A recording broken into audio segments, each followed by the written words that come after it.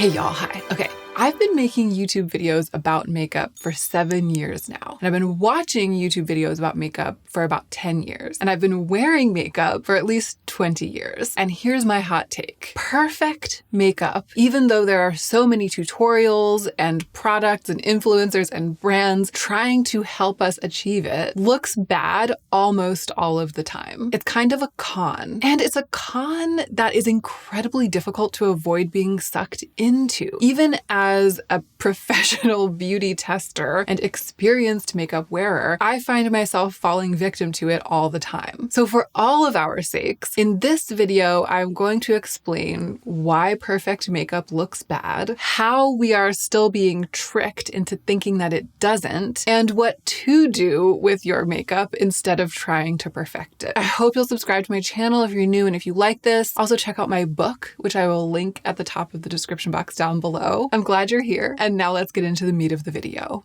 This video is sponsored, my favorite kind of video sponsorship, when I get to share something that I've been privately using and depending on for a really long time. I'm really grateful to be working with Sleep and Glow again. I'm pretty passionate about sleep wrinkles on the face. So sleep-specific creases tend to be these kind of vertical lines that form from the face being smushed against your pillow during sleep instead of from expressions that you make with your muscles. The one that has plagued me since my early 30s is here on the side of my mouth. Just on this side. I used to almost always sleep on my side or my stomach with this side of my face smushed down against the mattress. So when I first noticed this in my early 30s, I started sleeping with my face hanging off the edge of the mattress. It was just my feeling, but instinctively I was like, it must be that sleeping with my face crushed down into the mattress is what is causing this. And if only I could have my face floating in space. My dream was to be able to sleep on my back, but I just couldn't fall asleep on my back. I have, until recently, never been able to. So these pillows have been designed for this exact purpose. The Alla pillow is to help make back sleeping more possible and comfortable. And the Omnia is to cradle your head so that your face is literally floating in space as you sleep. I think the Omnia is kind of Sleep and Glow's hero product because it allows for crease-free side sleeping. I used it for years in my 30s and this line basically disappeared. But for me, with this recurring shoulder issue that I have now, the Alla is the hero. With this pillow, I'm able to sleep on my back, just gently resting my temple to one side or the other. Both my shoulders are flat on the mattress and my whole body is aligned. You can really tell that these pillows were designed by orthopedists. This is me at night. But sometimes I get lazy or super restless in the night, or I don't know, kind of self-sabotaging. And I'll just like suddenly go back to my smush face stomach sleeping for a couple of days and then the crease will come back. Or when I was pregnant and I had a body pillow and my face wasn't floating in space anymore, the crease came back. So I'm a real believer. Right now, you can use my promo code HANNAH15 on the Sleep and Glow website for 15% off. I think it'll only work for a limited time. I will link these pillows and put the promotional details in the description box down below. Okay, so what do I mean by perfect makeup? Anytime that an organic, textured, modeled, or otherwise uneven aspect of the face is covered up with makeup in a way that makes it flawlessly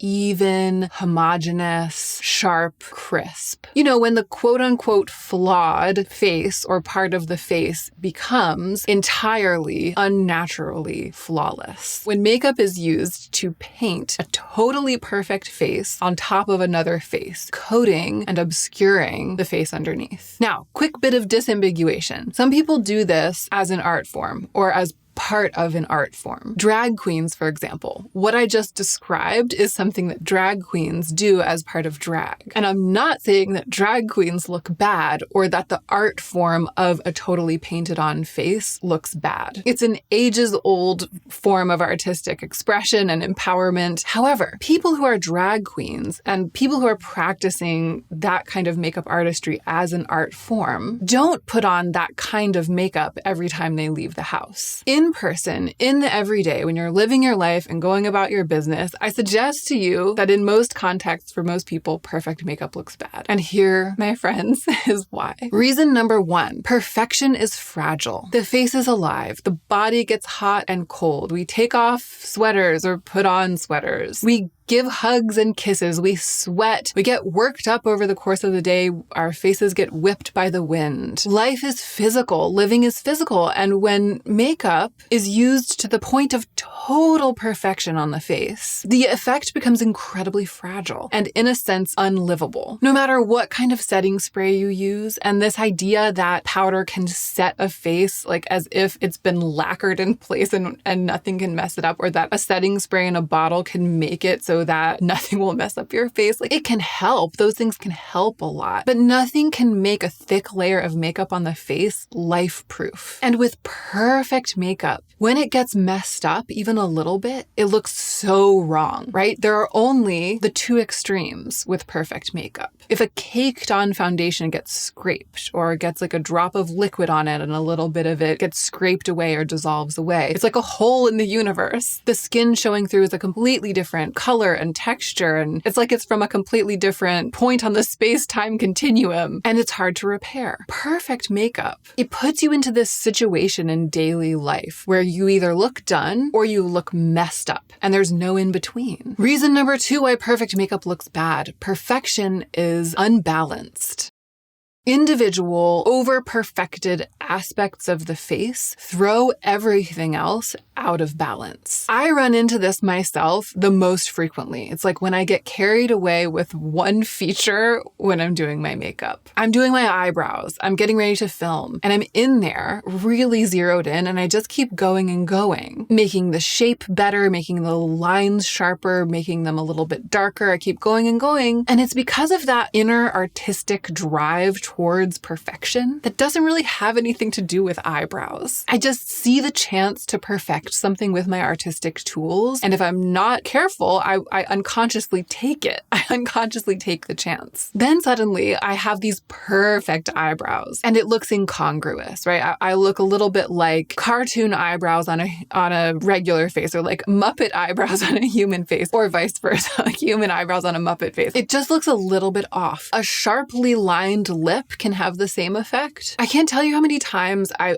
go to edit my own video. I open up the file and the picture comes up and I'm like, my eyebrows look perfect, but my face looks normal. It's weird. It's a little off. And I wish I could go in there and just mess them up a bit, make my eyebrows a little bit less tightly wound. I've learned over time that individually perfected features can make the whole appearance a little bit uncanny valley. Reason number 3 why perfect makeup looks bad: perfection is spackle. Makeup isn't invisible. It's not photoshopping. It's stuff. It's a substance that then is upon your face. And when people look at you, they can see it. I think that we forget this when we're looking at ourselves in the mirror, especially in certain lighting. When you're applying makeup, it really can just feel like photoshopping the imperfections away. And especially now, like here in 2025, there is a lot of really amazing, subtle makeup on the market. There are gorgeous formulas that are barely detectable on the skin, like the Salt New York Sneaky Balm is a great example. With something like that, it is possible to apply makeup in a way that isn't as visible on the skin. But in order to do that, you have to let go of the drive to perfect the way that your skin looks, because products like that are really subtle and designed to work with your actual skin, they aren't going for flawlessness. And a perfecting amount of makeup of a product like that, or anything that you use, a perfecting amount of makeup does not look natural. Perfect makeup, right? The amount that you would have to apply to get a totally straight lip line or an absolutely even complexion. That is an entire layer on top of your skin. And no matter what the listing on Sephora says, or the ad copy says, or the influencer says, a thick layer of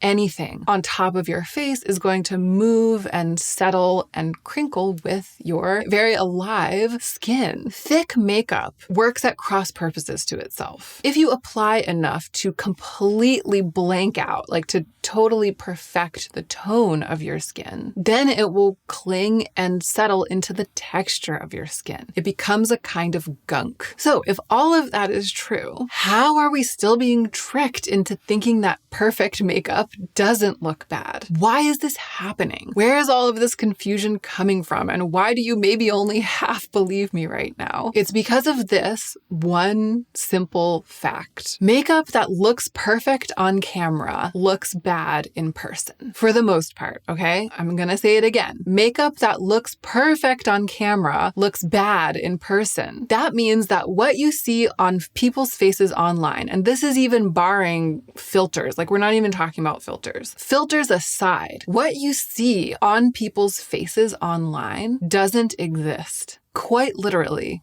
doesn't exist. The only thing that exists is the camera captured impression of the person's face. Like that impression, what you're seeing on the screen exists, and makeup has helped to achieve that impression. And then in person, in the person's life, on the person's face, another thing entirely exists. And makeup that looks perfect on camera almost always looks bad in person. Bad in all of the ways that I just described. Kind of as a side note, this is why as a reviewer, I tend to put so much value on how I describe products to you. And to be clear, with our extremely carefully balanced studio lighting here, I think the camera can be really effective at communicating the exact colors of products and even for communicating the exact textures of products. You can get a lot of true information from watching me swatch products as I sit here and from watching me apply them to my face. You can get a lot of helpful information, but what you can't ever see through the camera is how I look in person. And I'll tell you, I often end up way more made up from trying new makeup, getting made up on camera, or even just putting makeup on to get ready to film. I often end up way more made up than I am in my everyday life. Today, I tried to keep it really balanced and really hold myself back from going there. So I applied essentially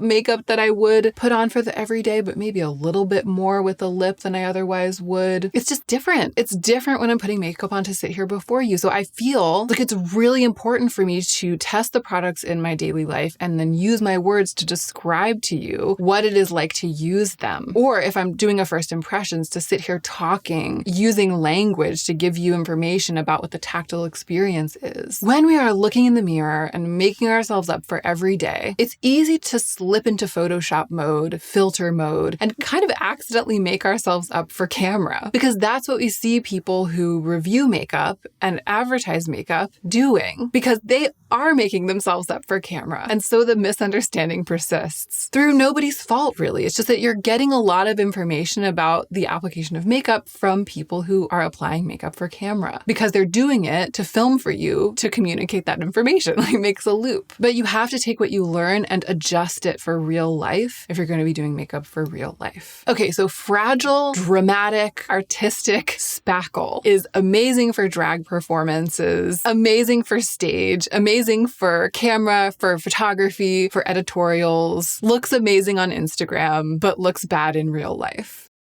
So what to do instead? Instead of launching into a huge tutorial full of specific advice, which would be like its whole own video, I'm going to give you 3 maybe weird, but hopefully memorable guidelines. Guideline number 1, rub it in. Whether you use a brush or your fingertips or a sponge and whatever kind of makeup you're applying, really treat it like skincare and rub it into your skin. This works for base, of course, blush, lip products, definitely, even eyeshadow. This even works for powder products if you think about really buffing the pigment into your skin. Rubbing it in as the opposite of painting it on. Pressing the pigment into the skin, integrating the pigment into the skin, making it one with the skin instead of a layer that sits on top of the skin. And in doing so, you work with your real skin as one of the visual ingredients in the overall finished effect. Because it's going to be that either way. Your skin is going to change the way the thing looks either way. So by rubbing it in, working with it, you avoid that spackle situation. Guideline number 2, go backwards. I recently did this video about backwards makeup. The idea being that if blush is going to end up on the cheeks, I don't need to put foundation there first, right? I can go backwards and just put the blush there, the last step first. I'll link that video. It got a bit out of hand, but the idea is sound. Instead of blanking out your entire face and then reestablishing all of your features on top of that canvas, try going out of order. putting a bit of blush where it's going to end up, maybe sort of starting with your lip color so you can see what that does to the face and how much you really need to do in relation to that. And then towards the end, go very delicately with things like foundation and concealer, asking yourself how much you really do need to cover. And guideline number 3, blur the lines. I love a strong red lip